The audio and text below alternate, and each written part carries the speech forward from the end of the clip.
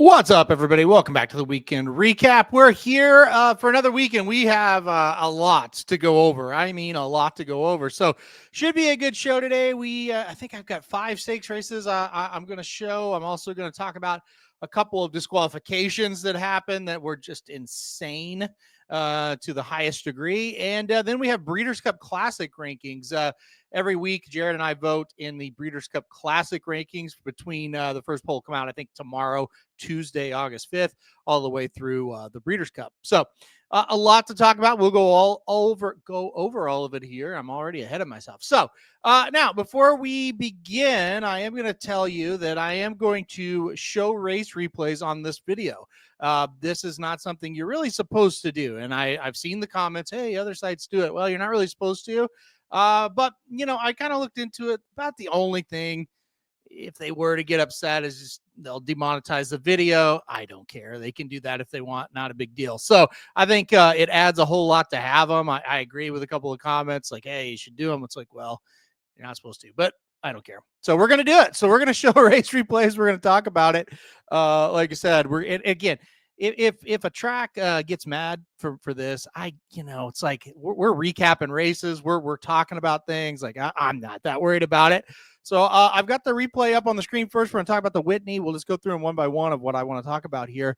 And yeah, we'll see what happens. They can demonetize us all they want. I don't care. All right, so here we go. We'll start the Whitney Stakes for you here, and we'll kind of just talk over it as we go. Of course, Sierra Leone gets the job done. You see him as the number 5 horse here, and he's back in his normal spot. And the number 8, Contrary Thinking, was entered in this race to be a rabbit. And you see right away, the 8 was like, oh, shit, he forgot to rabbit, right? But then you're going to see here on the turn, Dylan Davis goes, uh-oh, I'm supposed to be up there. And he's going to zoom right by here, and you see, boom, right there, Fierceness gets engaged with him a little bit, and but quickly settles him down and kind of settles in. Now, according to the Fierceness camp, according to Johnny Velasquez, their kind of theory is that really bothered Fierceness and that got him off his game. Hard for me to really, from what I see, really agree. Now, the problem with me making a statement like that is like I'm not on his back, right? So I'm really not qualified to say, but he looked good here. As somebody who bet Fierceness, I felt he was pretty darn good. Yeah, they're going fast, but he's well off of it. And so I felt good. The rabbits are going to start to come back pretty quickly here. And again, I'm watching this from the standpoint of Fierceness because I did have some money on him. And it looked like to me he's getting ready to run pretty well. He's circling up here with Skippy Longstocking, who makes a middle move, going to try to steal it here. You can see Sierra Leone starting to fire up, right? But here comes Fierceness. And at this point in the race, I said to myself, I think Fierceness is going to win unless Sierra Leone comes and catches him. He turns for home. He gets the lead. Even right here, I'm thinking, oh, this is perfect. He set a great trip. Fierceness is going to either roll, or and then you look back, you're like, well, Sierra Leone's coming. It's going to be one of those two. Then about right here, Fierceness hits the wall, and he does Fierceness things, something I thought he was kind of over. Hadn't seen him kind of quit since the Kentucky Derby. Then here comes the freight train that is Sierra Leone, rolling down the center of the racetrack, as Frank Miramonte would describe it, and gets up for about a 3/4 of a length victory. I'll pull it back now just a little bit, and we'll talk about Sierra Leone. You see him start to wind up. The pace still wasn't like overly fast, but it was faster than what he had been kind of getting up here at Saratoga. Here he comes top of the stretch. See him out there. He's widest. He's going to fly by Wyatt Abarrio, and it's just him and Highland Falls at this point as Fierceness starts to back up. Highland Falls ran huge. He's up there, the 3 horse, trying to battle on, and at kind of this point right here, it looks like, well, maybe he's going to fight back, and this is going to get close. And then Sierra Leone finds more. So very, very impressive effort from Sierra Leone. He finally kind of gets that pace that we've been talking about that he needs, and he gets the job done there in the Whitney. So a lot of credit to him. And then, yeah, Fierceness just came back to one of those disappointing efforts that we kind of, I don't know, speculated might be over. He kind of got back to that disappointing effort. All right, let's go next to the 4-star Dave. We'll play this video for you. Let me make it a little bigger for you. There you go. So the 4-star Dave is next here. Obviously, grade 1 race going a mile. Breeders' Cup winner in for the Turf Mile. Field of 10 went postward here. It's the number 8 Deterministic that gets the job done. I thought this was a very good effort and a very good ride. You see a Deterministic. He breaks very well. And he kind of, I think, knew that My Boy Prince was going to be the horse that was going to go out there in front on paper. That's kind of how it looked. And Deterministic smartly sits right off. And I thought that was a big key here. because you're going to see some horses run at him late. But Deterministic was able to get the job done. You also see there in the back of the pack, Johannes, the California shipper, get pinched badly. He kind of was running up in between horses. I've seen a lot of people kind of blame Rispoli for this. Rispoli did not have a good day at Saratoga. There's no doubt about that. Yeah, it wasn't the best situation. Let's just put it that way. But anyway, you see my boy Prince up there setting pretty reasonable fractions for a mile on the turf. But Deterministic, he's sitting right there in a perfect spot. And, he's basically running, 24s and 48s going a mile here on the turf. He's very classy. So you knew at that point he was going to be tough to beat. You start to at least start to scale back. Johannes wasn't running all that hard. Think Big didn't look great at this point. Intellect now right there really starts to run, and you're like, I think it's going to be between Intellect and Deterministic here at the top of the stretch. Deterministic kind of kicks on here. My boy Prince is gone. You scale back, and Intellect was really flying here late.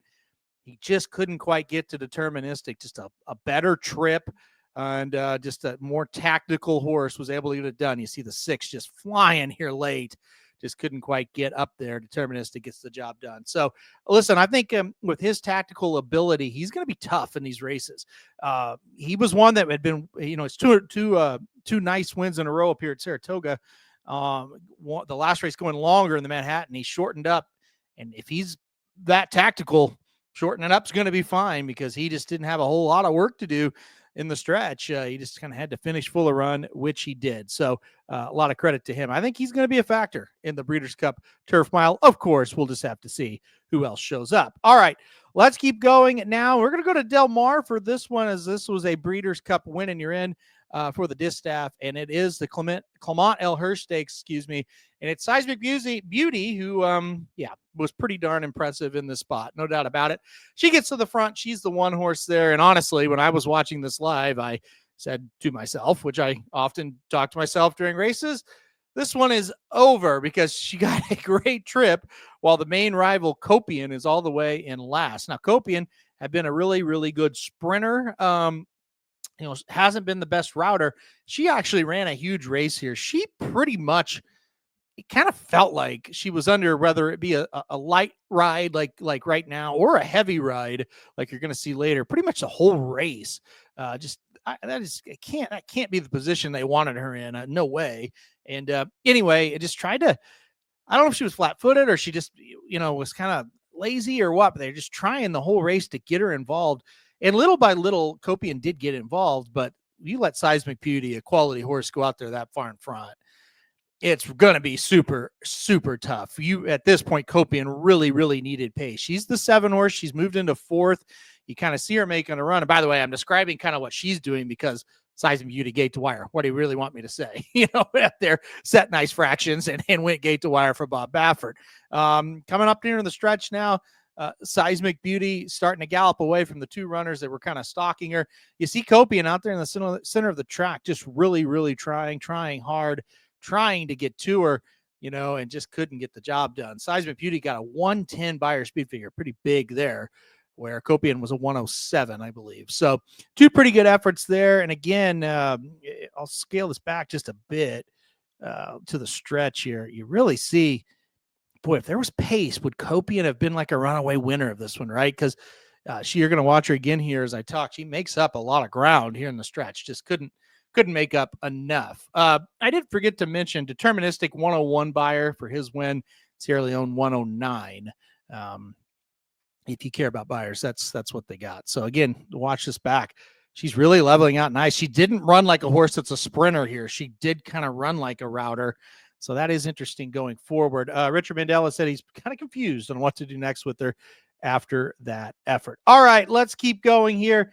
Saratoga Derby next. Boy, this was a heartbreaker for me. I was alive to, I think it was like 2,600 to the 5, 2,000 to the 7 for another pick 4 and pick 5. If you followed the pick 4s and pick 5s, you're very happy today. That was a very, very good day. And this one would have just made it a gigantic day. We hit the earlier ones. We were, I think, I don't know, $1,500, $1,600 ahead on the pick fours and pick fives on the day. But this was the one, like I said, could have been $2,000 or 2,600 to the 5 or the 7. And, the 7, hot as hell, who I loved in the spot, really gets pinched early. This is not the positioning. I know European runners, you usually think, hey, these are horses that come from the back. That's not really hot as hell, usually a little bit closer. So it was kind of a rough journey for that horse. Gets checked a couple times as well. And the number 9 World Beater was able to win this race, and he's sitting just off the number 1 Capitol Hill here in 5th. He was in a really good spot. And the front runner here, Jewel Wire, was kind of alone. And usually when you see that, they're going pretty fast. She wasn't going he wasn't going slow per se, but he was kind of scary at this point because he wasn't going just overly fast. Now you're going to start to see it. Test score is starting to range up, and I'm getting excited because I do have test score. I figure hot as hell is in big trouble, but I was kind of happy for test score. He moves up into 4th here, but then it's like, uh-oh, here comes World Beater. He was running very well. Nice ride. Look at this. Going to skim a little bit and then come out here at the top of the stretch. Bide your time. Wait. Don't do anything crazy. Okay, there's the hole. If he's good enough, he wins type of race. And here he comes. You see hot as hell. Got checked a couple of times. Coming with a run here. Trying his best as well, but just too far behind. Test score at this point, just praying for me. He gets up. Look at hot as hell. Make up the ground. Just makes you sick looking back at it. But I'm sure if you had World Beater, you're not. World Beater gets the job done there and wins. I talked about a lot of the horses that lost during that race, but you got to give a ton of credit to World Beater here. I mean, it's really test score has no excuse right here. Boom. There they are head and head together. Let's see who's the best horse. The best horse was World Beater on this day. Looking and running just full of run here down the stretch. It's a battle here. You see that he's going to get by the number 2, just a matter of holding off the rest, and he was able to get the job done. Riley Mott, first grade 1 victory. So congratulations to Riley Mott as well. Very excited for him and well deserved. All right, let's get it going. And let's go now to the test. This will be the last race replay that we'll watch as far as not, throwing a fit about a DQ that shouldn't have happened. So we'll go to the test here. Broken record. If you follow my picks, the non-stakes races were wonderful. And then the stakes races were frustrating. A couple of bad picks, a couple of them felt they were unlucky. And then this one in the test felt like, how did we lose? So I was on the number 1 Ragtime here, and I felt great because look at the pile of horses up in the front, and they're going way too fast. And Ragtime's just biding her time. But Kilwin, the 2 horse that totally blew the break, is going to end up winning this race. And again, the pace meltdown definitely helped. So here we go. Coming towards the top of the stretch, they're going fast. Junior Alvarado is going to kind of ease Ragtime out towards the outside, and it's like, okay, here we go. And again, I really wasn't worried about Kilwin because kind of thought she was out of it. So coming up to the top of the stretch here, Echo Sound, who ran so big in the last race there, starts to get a little bit tired, too much pace. Here comes Ragtime, and Ragtime looks very good at this point here on the outside, running well. And then look at Kilwin, though, just motoring home, left-handed urging there, and just boom, nails Ragtime, bam, right at the wire there. I'll go back to the start of the race again because it really is incredible. Focus on the 2 horse here at the break. Boom, right down, stumbles pretty badly, nose almost hits the dirt, way out of it. Like I said, it ended up, you certainly don't ever want to break like that, but it ended up actually in a way helping her because the pace was so hot up front and it did involve so many different horses. But still, you just got to give Kilwin so much credit still to be able to get the job done. Like I said, right at the top of the stretch, it looks like Ragtime's got it. I thought she ran very well. Just Kilwin ran better. And sometimes that's what happens on big days in tough fields. Sometimes your horses run really, really well and get beat. And that's what happened because Kilwin was simply much the best. She was the best horse in this race. Both will move on and be just fine. Hats off to Kilwin for sure. All right, let's all get crazy now. Let's talk about one of the 2, I should say, of the worst disqualifications I've seen since I've followed horse racing. The first one came in the National Museum Hall of Fame stakes here. Grade 2 event, Zulu Kingdom, the big favorite. And we'll just play it from the top here. I'm baffled by this one. So field goes here. Zulu Kingdom is the 7. Let's keep our eyes on the 2 and the 3. So the 7, the 2, and the 3 here are going to be the 3 trailers at this point. And here's where the DQ happened. I'm going to freeze it here. So it's going to come up on the turn.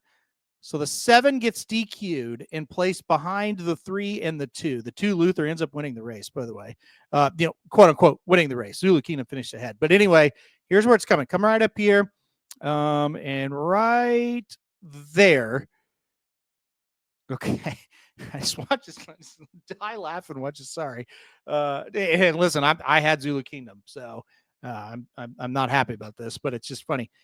Again, I'll point out, and this is not even the best picture that shows she didn't do anything, or he didn't do anything. Right here. Right there. They're saying that the 7 bumped into the 3, and the 3 bumped into the 2, and the 2 was cost a placing because the 7 bumps the 3, who then bumps the 2. And again, I don't have the drone shot, which like 100% shows nothing happened. Well, something happened, but not the 7 bumping into the 3 that bumps into the 2. But anyway, we'll watch it one more time. So again, they're saying the 7 bumps the 3, who then bumps the 2.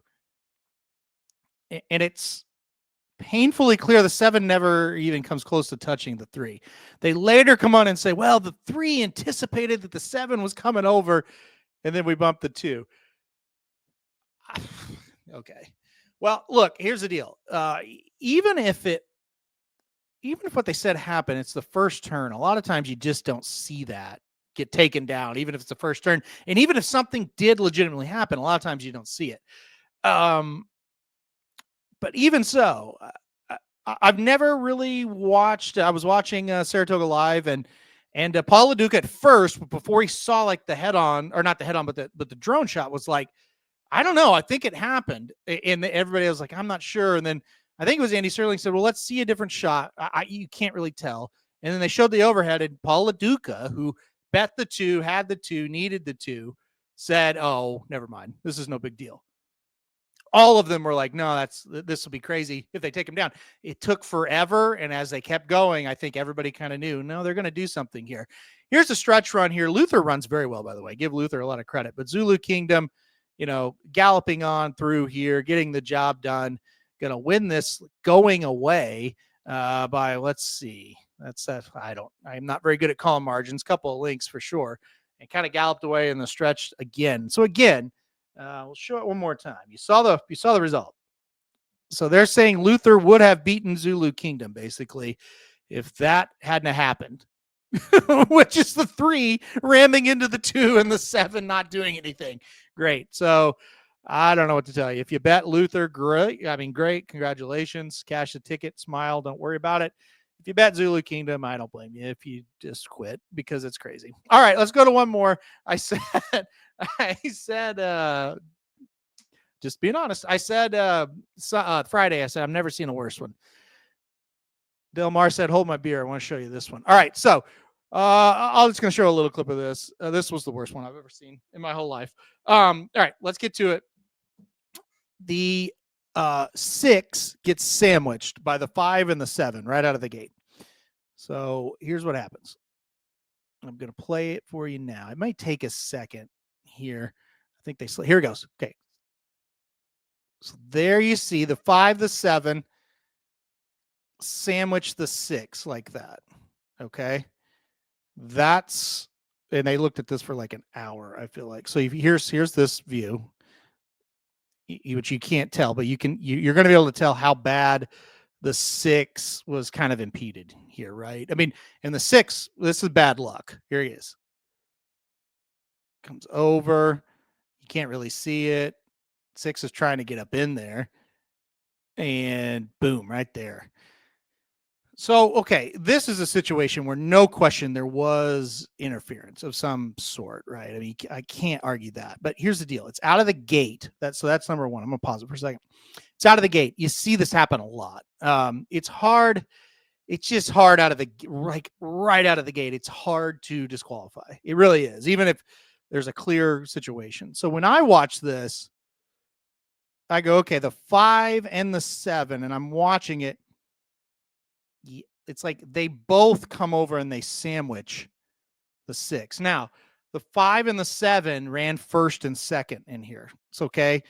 So I'm watching this, and I've got a friend who needs the 3, okay, who finished third in the race. He needs the 3 to be alive and a pretty big pick 5. So he's like, we're watching it. And I'm like, he's like, is there any way they double DQ? I said, well, that's the only thing that can happen here. I'll show it again. I said, to me, you leave it alone.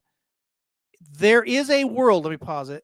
There is a world where they could double DQ this 5 and the 7, though. If they're going to make a change, that's it. Because to me, it's pretty clear the 7 may have even caused a little more of it than the 5. But you could definitely watch this and go, you know what? They both kind of came over and they sandwiched the 6. And then maybe you're going to get really lucky here. I've seen double DQs before, never out of the gate. But again, and watch this again. The 7 kind of even goes sideways right there and then gets straightened up. So again, like the more, and they started to show these replays a little bit to us. And the more I looked at it, I was like, I think the 5's safe. I'm pretty sure the 7's safe. But they might double DQ it because they're taking forever. I don't really agree with it, but I couldn't totally go crazy over it.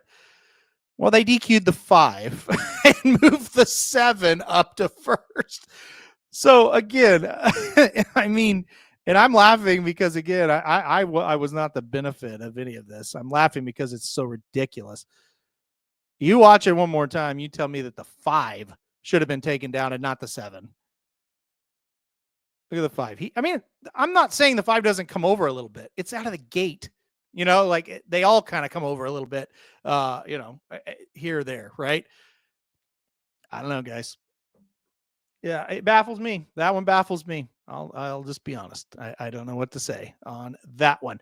All right. I said we were going to do one more thing here. Breeders' Cup Classic top 10 rankings. The Breeders' Cup really likes for us to share these every week, and we like to vote on them. So I'll put it up here now. Don't get bent out of shape by these too much. We still got a long ways to go. So I've got Sovereignty number 1, Mindframe 2, Sierra Leone 3, Journalism 4, Nisos 5. We'll stop with that. I really think by the time the race gets here, these could all be very interchangeable. I view it kind of like this. I think these 5 are the clear top 5. In these next group of 5, it's kind of, they're going to have to A, get a little better, B, just kind of jump up and run a big race. So those are the 5 I like the best. I don't really care what order you put them in. For me, it's kind of like Sovereignty seems to have proven that the most. Mindframe, I think, would be second on that list. Mindframe has a pretty decisive win over Sierra Leone. They're going to rematch in the Jockey Club Gold Cup, though, so we'll see there. Journalism, he's been pretty darn good. And the Nisos is kind of the up-and-comer. We don't really know what he'll do at a mile and a quarter, but he's looked very good. So those are the top 5. Forever Young at 6, kind of forgot he was around. You haven't seen him in so long, but, if he comes over, he's obviously going to be a factor. He was third in it last year. He won over at Saudi, so I could see it. Baeza, number 7. It's weird. He's only won a maiden, but still I do, I respect him. The 8 is White Barrio. 9, Fierceness. I kept him in, his best race will be good enough to hit the board at least, but who knows? We'll see that again. And then the 10 is Highland Falls. So 1 Sovereignty, 2 Mindframe, 3 Sierra Leone, 4 Journalism, 5 Nice. So 6 Forever Young, 7 Baeza, 8 White Barrio, 9 Fierceness, and number 10 Highland Falls. All right, we will do this every week. So as this list change, we see performances here, there, whatever. I'll change it up, and obviously we'll talk about the changes and stuff like that. So, all right, that'll be that. We're done. Thanks everybody for watching another weekend recap. Hopefully you enjoyed kind of the new format. I think that was a lot better, honestly. So, all right, guys, we'll see you guys next week. Everybody have a good rest of your week, and we'll be here next week to recap it.